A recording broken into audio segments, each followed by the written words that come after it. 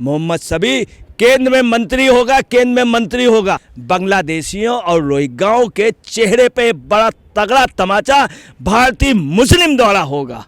पूर्वी भारत का ये सबसे बड़ा नेता होगा। के पैतृक गांव में स्टेडियम बनाने के लिए योगी जी। नमस्कार, स्वागत है आपका। आप देख रहे हैं STV न्यूज़ और मैं रानी गुप्ता आपके साथ।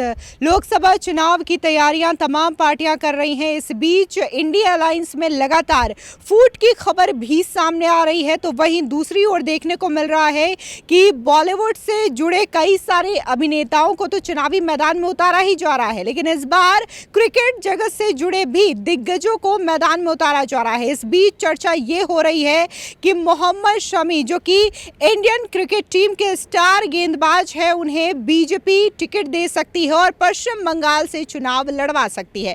तो वहीं पश्चिम बंगाल की बात करें तो आज ममता बनर्जी ने 42 सीटों पर अपने प्रत्याशियों के नामों का अनाउंसमेंट कर दिया है और ममता बनर्जी यहां पर अकेली चुनाव लड़ रही है। अब इस बात से कांग्रेस पूरी तरीके से बौखलाई हुई है। बता दें कि जहां TMC अधीर रंजन चौधरी के खिलाफ यूसुफ पठान को खड़ा कर रही है, तो वहीं कहा यह जा रहा है कि मोहम्मद शमी भी इसी पश्चिम बंगाल से बीजेपी के टिकट पर चुनाव लड़ेंगे। ऐसे में यह पूरा मामला है क्या और किस कदर पार्टियां अपनी चुनावी तैयारियों में जुटी हुई है, इसी पर विस्तार से चर्चा करेंगे। हमारे साथ मौजूद हैं वरिष्ठ पत्रकार अजय जी। सर, स्वागत है आपका। सबसे पहले बात यहाँ पर हम इंडियन क्रिकेट टीम के जो स्टार गेंदबाज है मोहम्मद शमी, उनकी बात करते हैं।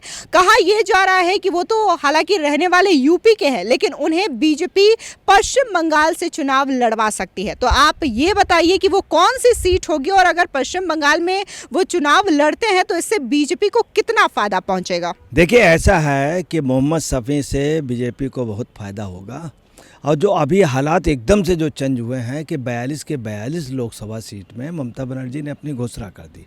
दूसरा, वहाँ से 2 प्लेयर हो गए, एक यूसुफ पठान हो गए, दूसरे ये हो गए। ये बंगाल से शुरू से रहा कि बंगाल में स्पोर्ट्स का बहुत ज़्यादा महत्व रहा है। दूसरी आपको बता दें, बंगाल के अभी तक जितने लीडर आए हैं सिर्फ स्पोर्ट्स के बल पे आए हैं और ममता बनर्जी खेलकूद मंत्री थी, तभी से इनका डेवलपमेंट हुआ।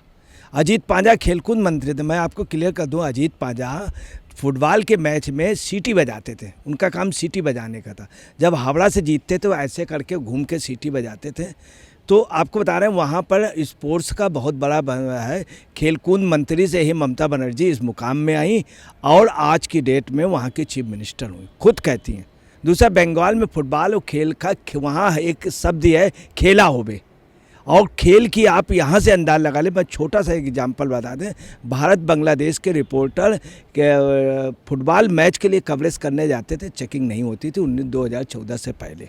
मतलब इतना इसका स्कोप है।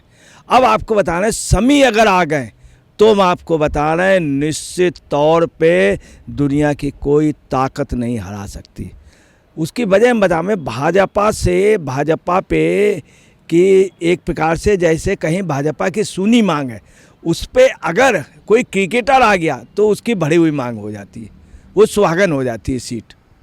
मैं आपको बताऊँ, अमरोहा से चेतन चौहान लड़े और चेतन चौहान लगातार जीते, 91-98 MP रहे, 2017 में मंत्री रहे। और आपको बता रहे हैं आज भी अमरोहा के लोग, आंवला के लोग उनको याद करते हैं और उसी अमरोहा से शमी है। शमी के बैकग्राउंड और उनकी बैकग्राउंड बिल्कुल एक है। चेतन चौहान का आशीर्वाद इस परिवार को था। दूसरा, इनका एक भाई और है कैफ, वो भी बंगाल से रणजी ट्रॉफी खेलता है बंगाल से, जहां से इनको टिकट दी जा रही है बसीरहाट से। उस बसीरहाट में मैं आपको बता रहा हूँ, अगर ये लड़ गया तो जीत जाएगा, दुनिया की कोई ताकत नहीं रोक सकती। तीसरी वजह यह है कि बीजेपी से अभी तक जितने भी क्रिकेटर की कहीं कोई इज्जत ही नहीं किसी ने दी है, सिर्फ बीजेपी में रही। बीजेपी में चेतन चौहान हमेशा एक क्लास की इज्जत रही। अभी यहाँ से दिल्ली से एक सांसद इनका जीता, गौतम गंभीर जीते।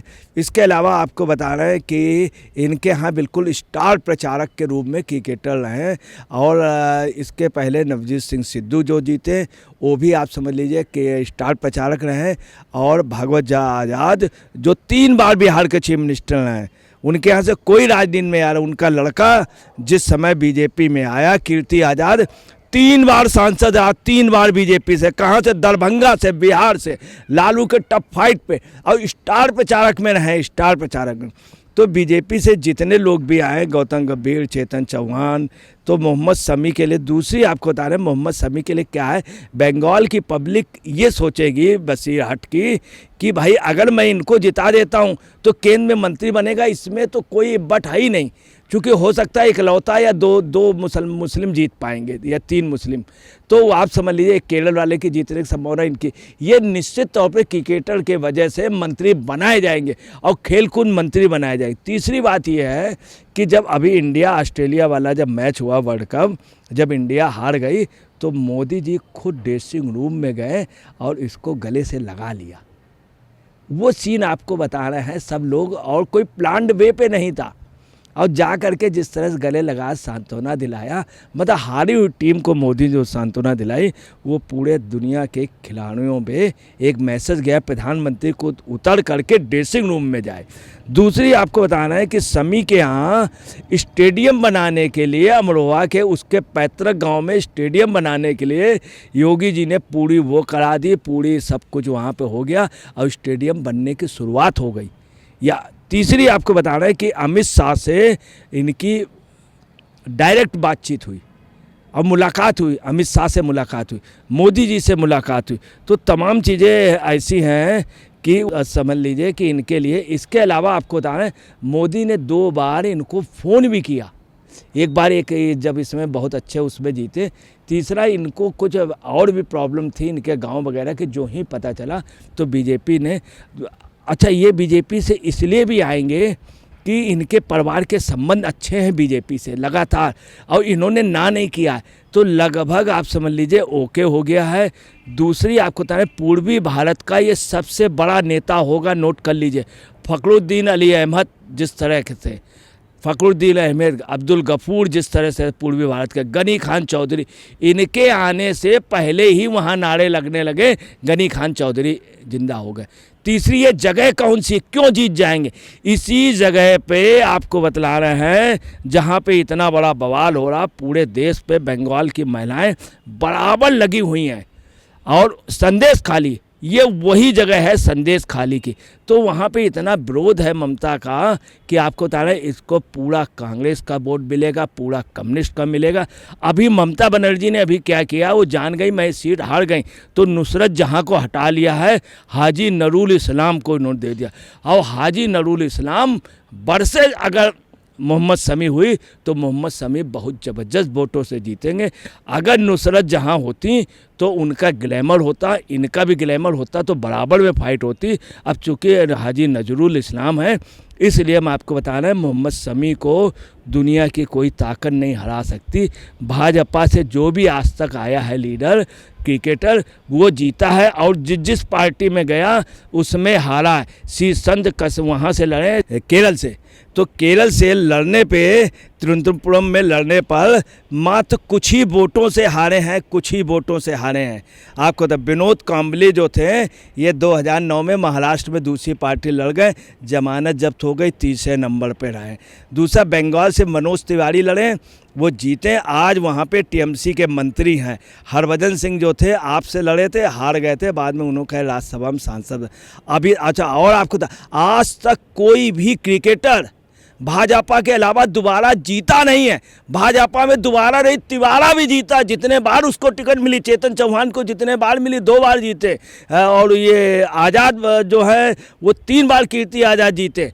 तो आपको बताना है, इसलिए भाजपा चाहेंगे, इसके पहले अजरुद्दीन लड़े, कैफ लड़े, सब आपको बताना एक बार के बाद कभी जीते ही नहीं। अजरुद्दीन अभी फिर लड़े थे कैफ, हैदराबाद से, वहाँ से भी हारे। इसलिए हम आपको बता रहे हैं, आप ये नोट कर लीजिए, मोहम्मद शमी केंद्र में मंत्री होगा, केंद्र में मंत्री होगा, और पूर्वोत्तर भारत का सबसे बड़ा नेता होगा अगर वो लड़ा चुनाव, सबसे बड़ा। चूँकि मुस्लिम भाजपा के पास 100 पीस है, कोई है नहीं, तो इनकी मजबूरी होगी, और उसको जनता इसलिए देगी कि एक मंत्री बनने जा रहा हो। संदेश खाली की महिलाएं बहुत तवाई हुई हैं, आपको बता रहे हैं, एक एक महिला इनको वोट दे देगी, और इनकी मुस्लिम में जो बिरादरी है मोहम्मद शमी की, वो बिरादरी वहाँ पे सबसे ज़्यादा है।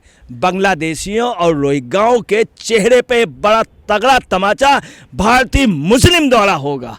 हिंदुस्तानी मुस्लिम दौरा होगा। फिलहाल इस पूरे मामले को लेकर के अजय पत्रकार जी ने अपनी राय रखी है। आपकी राय इस खबर पर जो भी हो हमारे कमेंट सेक्शन में जरूर बताएं। धन्यवाद।